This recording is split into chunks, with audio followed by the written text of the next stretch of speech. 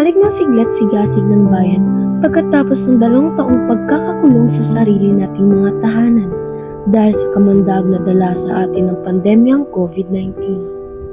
Ngunit ako ngayon nananatili pa ring nakakubli sa likod ng maskara.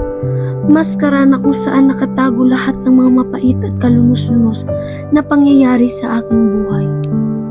Bilang isang mag-aaral, natatandaan ko pa ang palaging pagkakaroon ko ng matataas na marka. Lagi akong nakakatanggap ng mainit na suporta galing sa aking pamilya. May ama't ina ako na walang sawang nagtataguyod sa amin upang matupad namin ang aming mga pangarap.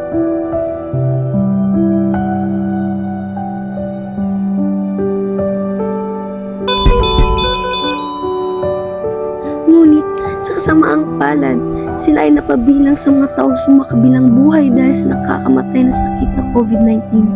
Ngayon, halos mag-2 taon na akong nagmumukmok at nag-iisa dito sa aming pamamahay.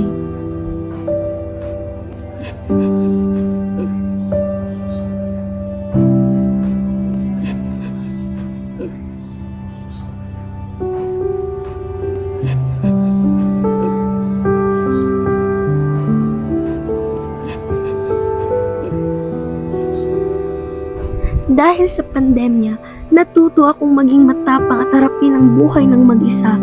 Alam kong may kakayahan akong iahon muli ang aking sarili sa kabila ng ilang beses na pagkatumba sa daang puno ng balakid na patuloy kong nilalakbayan.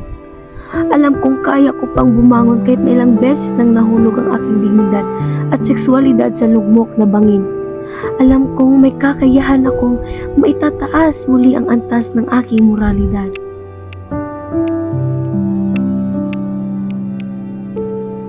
Nais kong magbago sa paraang gusto kong maging isang mabuting halimbawa sa kapwa ko tao.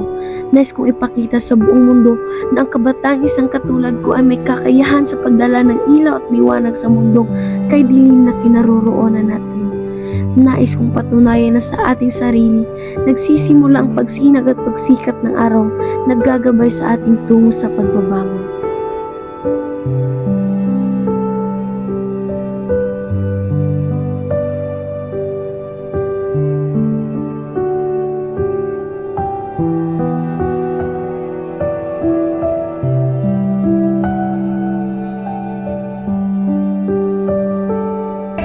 Lynette!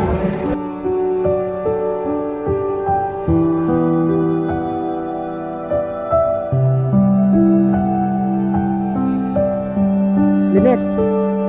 Ikaw ba to? Ha? Di ako yan!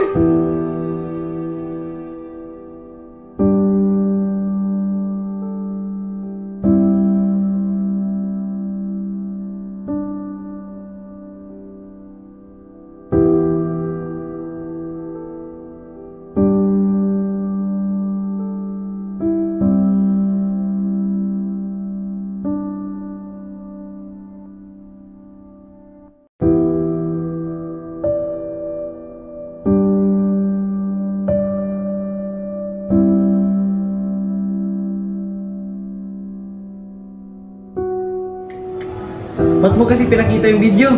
Tara, sundan natin. Baka makano yun.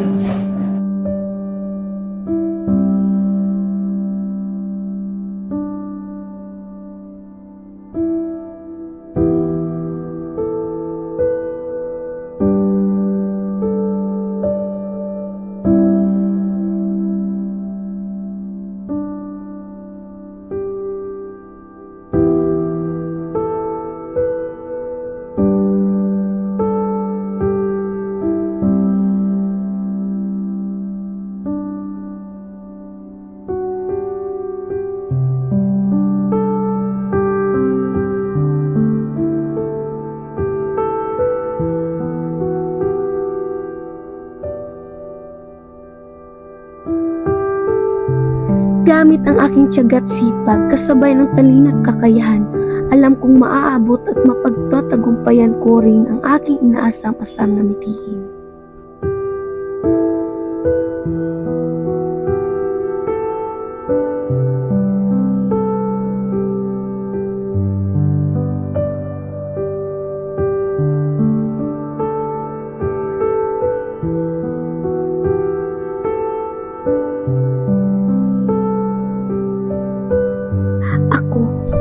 Ako si Lynette. Ako'y nag-iisang bagong Lynette na nagsusumikap para sa sarili kong punong-puno ng pangarap. Ito ako sa likod ng maskarang ito.